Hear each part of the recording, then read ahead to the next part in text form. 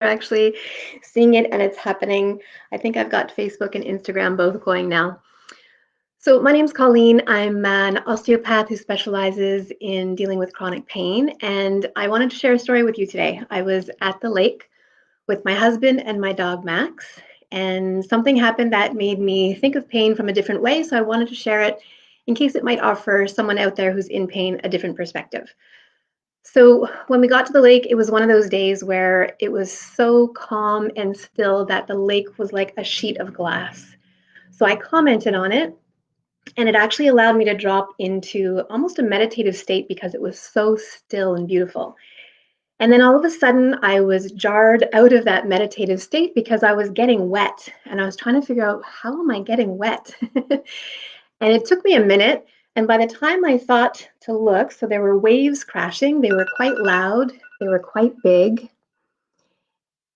and I was getting wet and you could hear them. And by the time I thought to look what's happening that's creating these waves, there was a speedboat off in the distance. But had I waited another 20 seconds, I wouldn't even have been able to see what the cause of my getting wet was. And it immediately made me think of pain, which probably means that I'm spending a little too much time researching pain these days. But why is that? Because just like those waves, pain is big, it's loud, it demands our attention. So in that moment that I was getting wet and hearing all those sounds, I was able to look up and see that it was a speedboat that was causing the waves. As humans, we tend to be very pain focused. So when we feel pain in our bodies, we tend to think only about where we're feeling the pain. So if you've got shoulder pain, you have the urge to touch the shoulder, you want to get treatment on your shoulder, and you want to do exercises for your shoulder. And while all of those things might be helpful, on their own, they're probably not enough because just like the waves in the lake, the cause of that pain is probably very far away from where you're feeling it in your body. So if you have that tunnel visioned view and you're only looking at that one signal your body's giving you, you're going to miss out on many other signals that it's trying to give you. So just like if I wanted to stop the waves, if I tried to put my hands on them to get them to slow down, would that change the waves at all? No, it's actually quite ridiculous to think of doing that. Well, the same thing is true in the body. If we only think about and only treat the one place that we feel pain in our body, or maybe the several places that you feel pain in your body, you're going to be missing out on all the different contributing factors that are perhaps causing the pain. And it's really only when we get to the root cause of our pain that we really start to see a change.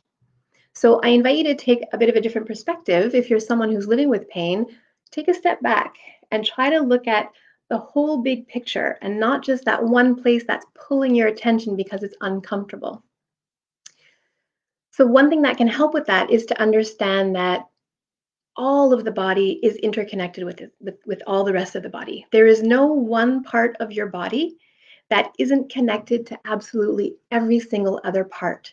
So sometimes, if you're feeling pain in your shoulder, the best thing you can do for yourself is to create movement down in your feet, or maybe in the opposite hand, somewhere that maybe at first glance you think, well, that has nothing to do with my shoulder. But because everything is interconnected, by getting one area moving better, it helps every area move better. And then the other thing is to maybe not only think of the physical aspect of pain. Everything we are as human beings contributes to that pain experience. So you can maybe take a look at how is that sensation of pain affecting your breath? How is it affecting your thoughts? How is it affecting your emotions? What is your physical environment like that you're around most of the day?